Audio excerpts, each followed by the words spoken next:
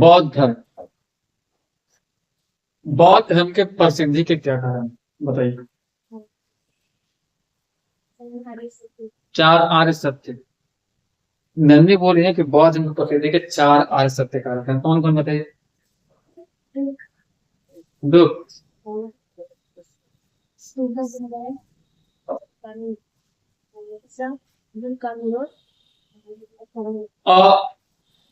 दुख दुख दुख दुख, चारों में तो वही। लेकिन नहीं, दुख से कोई भी पॉपुलर नहीं होता है, दुख से प्रसिद्धि नहीं मिलती। वो सत्य, वो आर्य सत्य प्रसिद्धि का कारण नहीं। तो बौद्ध धर्म की प्रसिद्धि के बहुत से कारण थे, और इसी कारण जब बौद्ध थे तो भी और उनके महापरिनिर्वाण के बाद भी बौद्ध धर्म तेजी से विकास, तेजी से फैला। सबसे पहला कारण क्या था? तो सबसे पहला कारण था आसान शिक्षाएं। बौद्ध धर्म का पॉपुलर होने का सबसे पहला कारण और इंपॉर्टेंट कारण था आसान शिक्षाएं। तो कहने का मतलब है कि उसकी जो शिक्षा पद्धति थी, शिक्षा की प्रणाली था, वो काफी आसान था और सरल था। यानी कि बौद्ध धर्म का जो शिक्षा था, सिस्टम था, वो इतना आसान और सरल था, कोई भी आम व्यक्ति उसको ग्रहण कर सकता। पहला कारण यह था। दूसरा कारण था कि समकालीन धर्म में या उनके ग्रंथों में कुछ अप्रिय प्रथाओं का होना। जैसे उसी समय जो और धर्म थे, जैसे हिंदू धर्म का था या अन्य जो धर्म चल रहे थे, उसमें कुछ चीजें लोगों के लिए अप्रिय थी, जैसे कठिन पूजा पाठ का सिस्टम, या फिर जातिगत छुआछूत की भावना। तो इसके चलते भी इनमें भटकाव हुआ और लोग उनसे जाके जुड़े। क्या होता है कि अगर यहाँ पे 10 लोग हैं, 5 लोग हैं, 2 लोग हैं, और आपका कोई क्लोज फ्रेंड है और उसके आपका अनबन हो जाता है, तो आप दूसरे से बात करना शुरू कर। तो दूसरा कारण था कि समकालीन धर्मों में अप्रिय प्रथाओं का होना। जैसे जो हमारा हिंदू धर्म था उससे जन साधारण दूरी बना रहा था, और एक तरह से कहो तो तंग आ, क्योंकि हमारा जो हिंदू धर्म था वो काफी उस समय कठिन हुआ।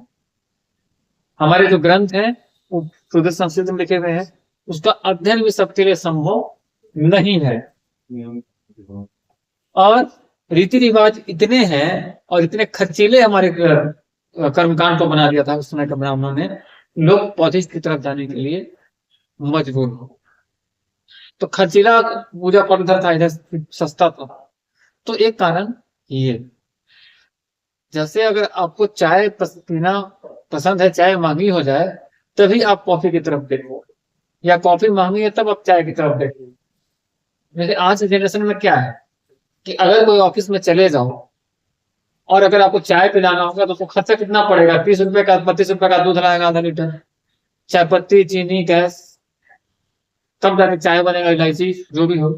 अब वो लोग क्या कर रहे हैं कि इससे बचने के लिए 2 रुपए का नेस्कैफे का पैकेट लाते हैं, पानी को गर्म किए और उसको उसमें डाल दिए, दे दिए, क्या दिए? Black coffee. टेंडर भी हो गया, कॉफी भी हो गया, ब्लैक भी हो गया, और खर्चा भी दुबई में पड़ गई।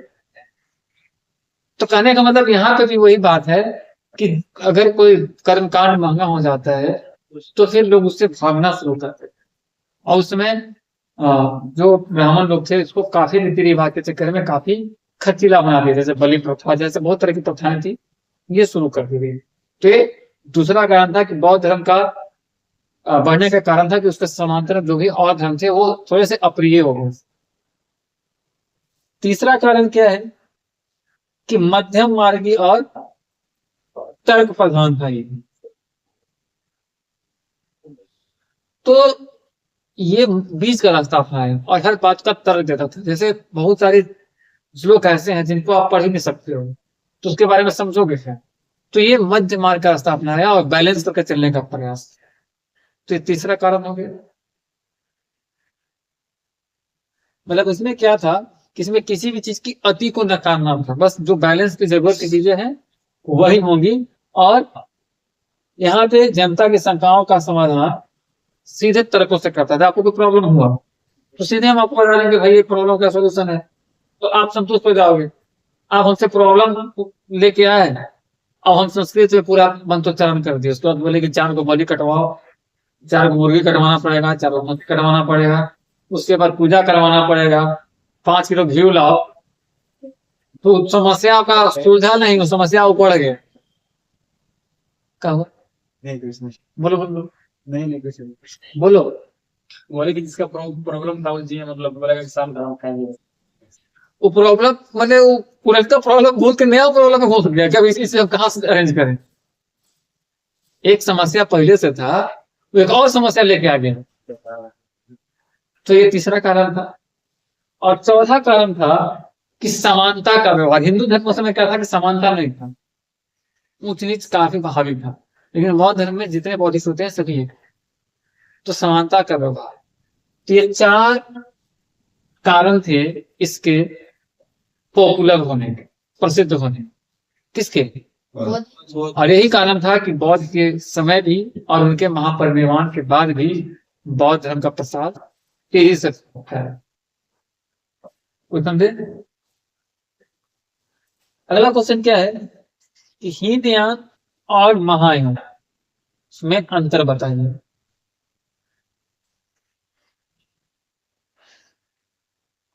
तो महायान संप्रदाय के स्थापना का श्रेय किसको मिला है? नागार्जुन को। तो महायान में क्या था? तो यहाँ पे बोधिसत्वों की पूजा होती थी, मतलब मूर्ति की पूजा होगी, बुद्ध की मूर्ति की पूजा होती थी। संस्कृत भाषा का प्रयोग किया जाता था, यानी कि मूर्ति पूजा कहाँ होता था? महायान। तो हीनयान में तो नहीं होगा। तो हीनयान में मूर्ति पूजा नहीं होती थी। यानी कि जिन अनुयायियों ने महात्मा बुद्ध के मूल उपदेशों को स्वीकार किया वे हीनयान के अंतर्गत है। यानी कि बुद्ध ने कहा था कि मूर्ति पूजा नहीं होगी, तो जो महात्मा बुद्ध के उपदेश को एक्सेप्ट किए वो हीनयानी कहलाए, और जो नागार्जुन के उपदेश को एक्सेप्ट किए वो महायानी कहलाए। फर्क क्या है? तो उसमें मूर्ति पूजा होती है महायान में, और हीनयान में मूर्ति पूजा नहीं होती। जैसे हीनयान कहाँ कहाँ है? तो लंका में है, बर्मा में है, श्याम में है, जावा में है, आदि जगह पे जो है यही पढ़ाया यही हम मानते हैं। हालांकि बौद्ध देश जो है वहां पे एक और संप्रदाय आया है, तीसरा संप्रदाय भी सामने आया है, और वो है वज्रयान। और उन्होंने बुद्ध को ऐसा कुछ बताया है जिसमें अलौकिक सिद्धियां हैं। तो तीसरा जो है उसमें बुद्ध को अलौकिक सिद्ध वाला पुरुष बताया गया। ठीक है।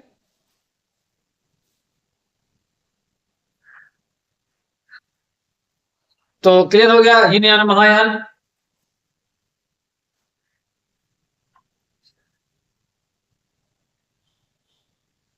तो तिब्बत, चीन, कोरिया, मंगोलिया, जापान में महायान के लोग हैं। श्रीलंका, बर्मा, श्याम, जावा में हीनयान के लोग हैं। नागार्जुन को मानने वाले लोग महायानी हैं, यानी कि लोकोत्तर बुद्ध की पूजा करते हैं। मानव बुद्ध का लोकोत्तर बुद्ध की पूजा करते हैं, यानी कि मृत्यु के बाद वाले बुद्ध की पूजा करते हैं। और हीनयान में मूर्ति पूजा नहीं होती है। महायान में संस्कृत का भी चलन है, लेकिन हीनयान में पाली। महायान में संस्कृत है, इसमें है। उसके बाद अगला क्वेश्चन है आसियान क्या है? क्या है आसियान बताइए, पहले हम लोग पढ़ चुके हैं।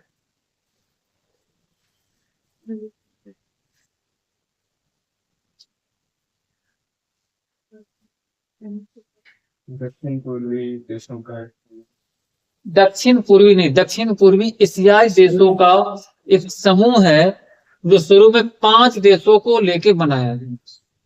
कब बनाया गया? 8 अगस्त 8 अगस्त 1967। और इसकी स्थापना बैंकॉक घोषणा के सहारे हुआ था। बैंकॉक घोषणा पत्र के सहारे हुआ, बैंकॉक में हुआ। और ये जो 5 देश थे, ये कौन कौन से थे शुरू में? इंडोनेशिया, मलेशिया, फिलीपींस, सिंगापुर और थाईलैंड। तो ये पहले 5 देश आपको याद रखने होंगे, क्योंकि वो पूछता है कि संस्थापक 5 सदस्यों के नाम। तो आसियान की स्थापना 5 देशों के साथ हुई, 8 अगस्त को हुई, 1967 को हुई, बैंकॉक घोषणा के सहारे। क्लियर है? अब इसके 4 उद्देश्य बताने हैं। तो उद्देश्य बताने से पहले आसियान का झंडा कैसा है? 10 धानों की बालियां हैं, जो कि एकता को और विकास को प्रदर्शित करती हैं। आसियान के 4 उद्देश्य क्या हैं?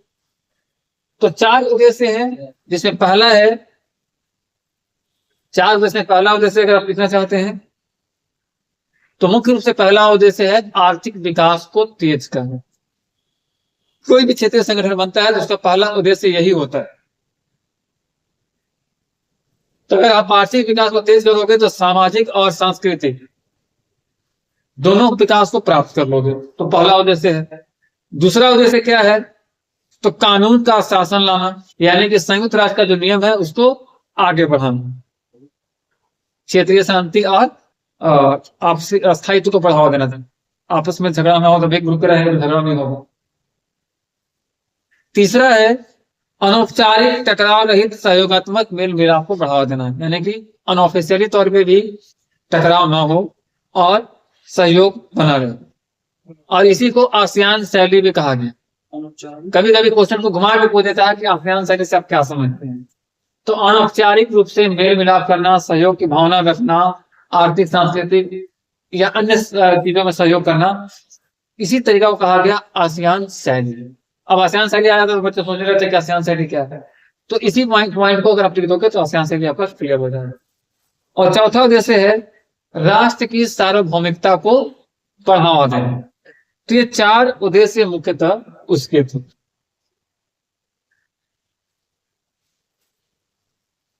इसके बाद एक और क्वेश्चन सामने दिख रहा है, पूर्व के आर्थिक भाग से आप क्या समझते हैं?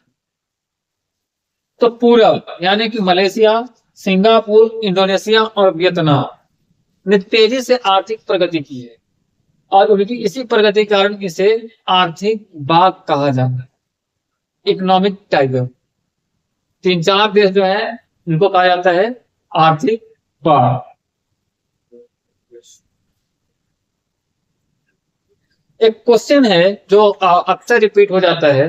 क्वेश्चन है कि सामूहिक आत्मनिर्भरता और दक्षिण सहयोग का क्या अर्थ है? सामूहिक आत्मनिर्भरता और दक्षिण सहयोग का क्या अर्थ? सामूहिक आत्मनिर्भरता मतलब कुछ लोग एक साथ मिलके और एक्चुअली क्या है कि 1960 के दशक में जो विकासशील देश हैं, यानी कि जो दक्षिण के देश हैं, इन्होंने प्रयास किया कि उत्तर के देशों के साथ संबंध बनाए जाएं, ताकि इन्हें भी मदद मिले और ये भी मुख्य धारा में आ सके। लेकिन उत्तर के देशों ने, दुनिया के उत्तर वाले देशों ने इनके साथ सहयोग की नीति नहीं अपनाई, जिसके बाद 80 के दशक में विकासशील देशों ने, यानी कि दक्षिण के जो देश थे, इन्होंने एक समूह बनाया जिसे G15 के नाम से भी जाना जाता है, और ये आपसी सहयोग पे काम करना शुरू किए, और भारत ने इसमें अग्रणी भूमिका निभाई। यानी कि G15 का जो निर्माण हुआ है कूटनीतिक आंदोलन की तरह, इसमें भी भारत एक लीड रोल में था। तो G15 जो है यही दक्षिण सहयोग या दक्षिण दक्षिण संवाद कह सकते हैं। क्लियर है? कोई डाउट? ओके। उसके बाद अगला क्वेश्चन है, घटिया वस्तुओं के लिए आय की वृद्धि मांग को कैसे प्रभावित करेगा, या फिर सामान्य वस्तु और घटिया वस्तु में अंतर स्पष्ट करेगा? सामान्य वस्तु और घटिया वस्तु में अंतर स्पष्ट कैसे कीजिएगा, बताइए। बताइए। सामान्य वस्तु का इस्तेमाल घटिया वस्तु का इस्तेमाल कब खराब हो जाता है।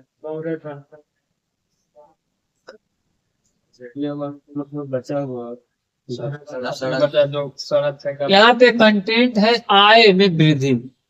जाहिर सी बात है कि जब आपका आय में वृद्धि होगा, इनकम इंक्रीज करेगा, तो आय में वृद्धि होने पर जिस वस्तु की मांग बढ़ती है उसे कहते हैं सामान्य वस्तु। आय में वृद्धि होने पर जिस वस्तु की मांग बढ़ती है उसे क्या कहेंगे? सामान्य वस्तु।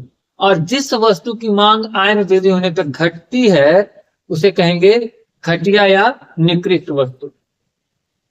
क्लियर है? जैसे आपका इनकम बढ़ गया और आप जिस चीज का डिमांड करने लगे वो कॉमन गुड्स है, सामान्य वस्तु है। लेकिन इनकम बढ़ने के बाद जिस चीज का डिमांड कम हो रहा है वो घटिया वस्तु है। आपके पास पैसा रहेगा तो खराब समझ लीजिएगा नहीं। यही बात है। एग्जाम्पल दिया जाता है मूंगफली और आइसक्रीम की। अगर आइसक्रीम की मांग बढ़ रही है तो आप समझ लो कि ये आय बढ़ रहा है। अगर पब्लिक आइसक्रीम का डिमांड कर रहा है तो पर कैपिटा इनकम बढ़ रहा है, व्यक्ति की आय बढ़ रही है। लेकिन अगर व्यक्ति मूंगफली का डिमांड कर रहा है तो उसकी आय घटी। अगर आइसक्रीम और मूंगफली में कंपेयर किया जाए तो आइसक्रीम को माना गया है इनकम बढ़ने का घोतक और मूंगफली को माना गया है इनकम घटने का। आप आइसक्रीम खरीदने जाओगे तो सस्ता से सस्ता आइसक्रीम 50 रुपया से कम का तो मिलेगा नहीं, और एक आइसक्रीम को एक ही व्यक्ति खा सकते हैं। लेकिन 50 रुपया में 1 केजी मूंगफली मिलेगा, पूरा परिवार खा लो और बहुत देर तक खाओ। तो इसीलिए इसको कंपेयर किया गया है कि आय बढ़ने पर आइसक्रीम की मांग बढ़ेगी और आय घटने पर मूंगफली की। अब समझ में आ गया कि घटिया वस्तु और सामान्य वस्तु में आय का रोल क्या है। आय बढ़ेगी तो सामान्य वस्तुओं की मांग बढ़ जाएगी और आय घटेगी तो सामान्य वस्तुओं की मांग घट जाएगी। सामान्य वस्तुओं की मांग बढ़ ही रहेगी, घटिया वस्तुओं की मांग घट जाएगी। यही तो आपको ध्यान देना है कि हम क्या बोल रहे हैं। क्लियर है? उसके बाद आते हैं गंगा पुत्र, हिंदी। तो क्वेश्चन है कि गंगा पुत्र के लिए गंगा मैया ही जीविका है। इस कथन के आधार पर गंगा पुत्र के जीवन परिवेश पर चर्चा कीजिए। बताइए। गंगा पुत्र गंगा मैया से उसका वजूद चल रहा था, ऐसा जोर से बोल, नहीं सुनाई दे रहा है।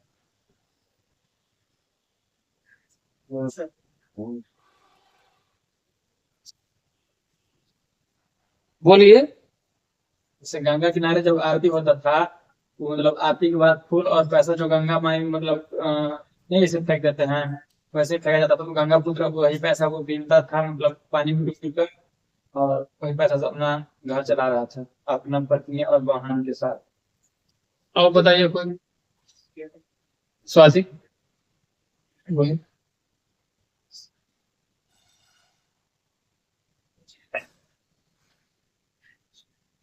नंदिनी, चांदनी,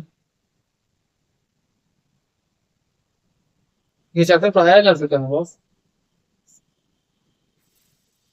चंदन, पर आप लोग पार्ट थर्ड का इंतजार कर रहे थे, किसका भाग 3 भी आ गया है।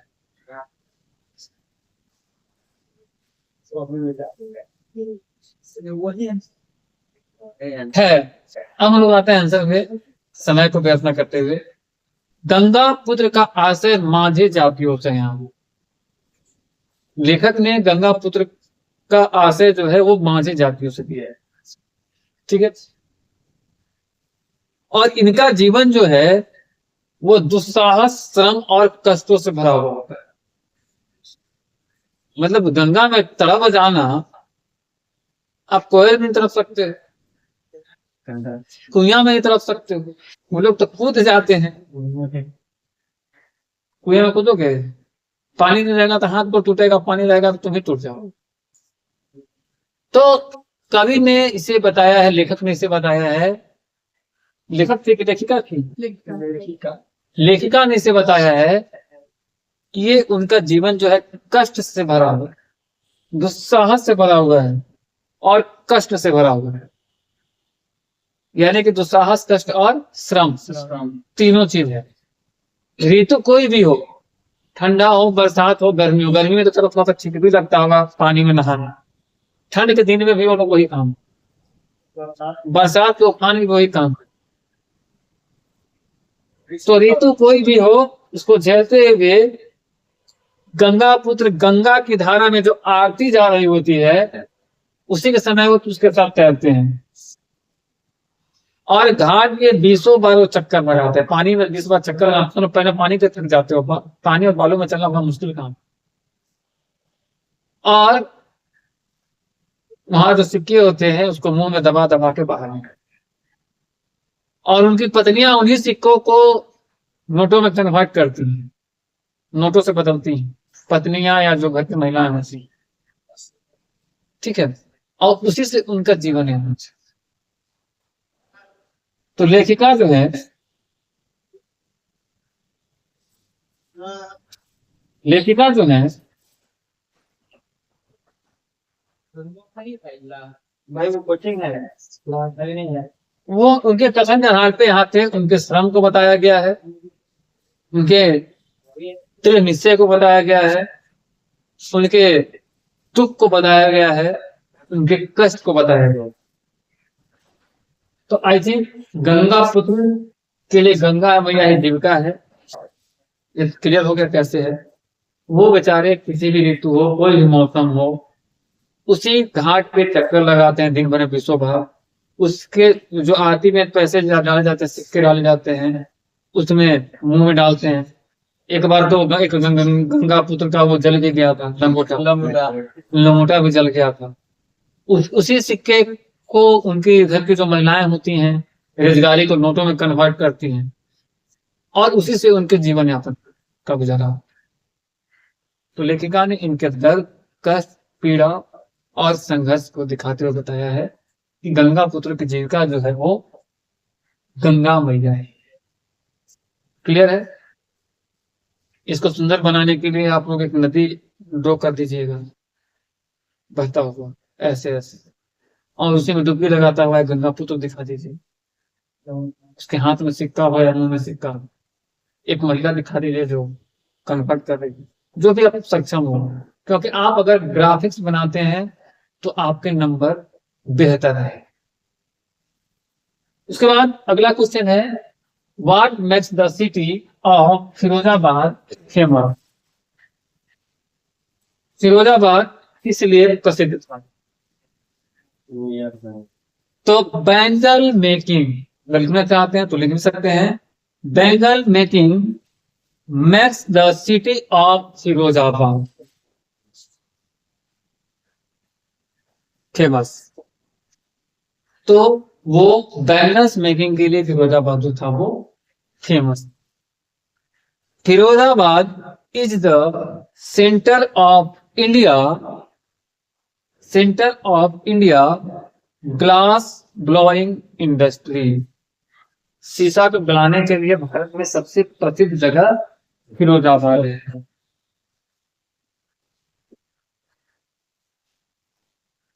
Where families had spent generations working around furnaces। बहुत सारे परिवार ऐसे हैं जो कई जनरेशन से, कई पीढ़ियों से उसी काम को करते हैं। तो ये है आपका फिरोजाबाद फेमस क्यों, संक्षेप। अब अगला आता है भूगोल। तो धरतीगोल है ना, तो बताइए कि निर्माण उद्योग के स्थायीकरण को प्रभावित करने वाले कारक क्या हैं। लिखे क्या पहले। तो उद्योगों के स्थायीकरण को प्रभावित करने वाले कई कारक होते हैं, जिनमें से कुछ इस पर क्या क्या है। तो पहला कारण है कि बाजार की निकटता होनी चाहिए। बाजार अगर पास में होगा तो फैक्ट्री परमानेंटली लग जाए। दूसरा कारण है कि श्रम की उपलब्धता होना चाहिए। स्वाति एक बारी क्वेश्चन पूछी थी, जहां तक हमको याद रहा है, बस उसमें लौह जुड़ा हुआ, बाकी सब यही कॉन्सेप्ट। तो श्रम की उपलब्धता होनी चाहिए, यानी कि आसानी से मजदूर मिल जाए। तीसरा, पूंजी होना चाहिए, पैसा। चौथा, ऊर्जा का स्रोत होना चाहिए, एनर्जी होना चाहिए। पांचवा, जल आपूर्ति की व्यवस्था होनी चाहिए, पानी नहीं रहेगा तो कैसे हो। छठा, परिवहन का साधन होना चाहिए। सातवां, कच्चे माल की उपलब्धता होनी चाहिए, कच्चा नहीं माल रहेगा तो पकेगा कैसे। आठवां, सरकार की नीतियां भी प्रभावित करती हैं। आजकल बना है ना वो फ्री इकोनॉमिक जोन, तो सरकार की नीतियों के लिए भी होता है। उसके बाद पर्यावरणीय कारक भी होने चाहिए, इन्वायरमेंट भी साथ देना चाहिए। तो ये 8 कारण है जिससे निर्माण उद्योग के स्थायीकरण को प्रभावित किया जाता है या उससे प्रभावित होता है।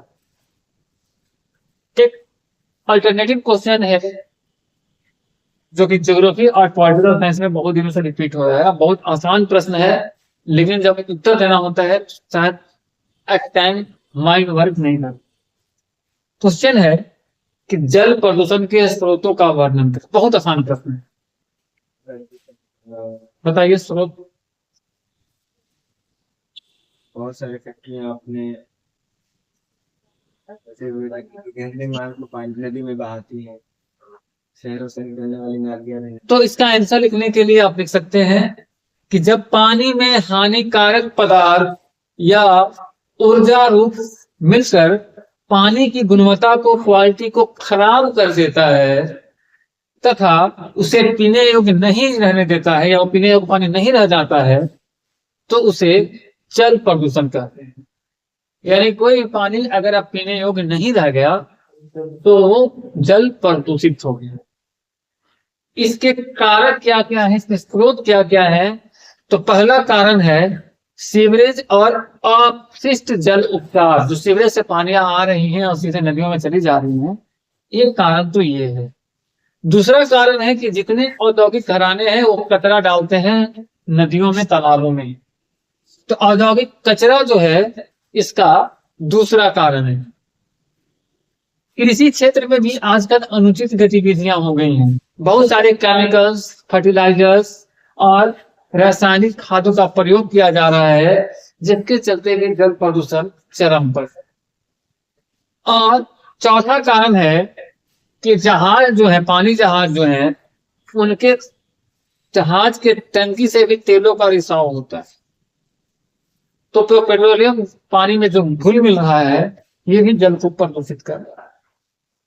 और अंत में जो अम्लीय वर्षा हो रही है, ये सबसे ज्यादा जल को प्रदूषित करता है।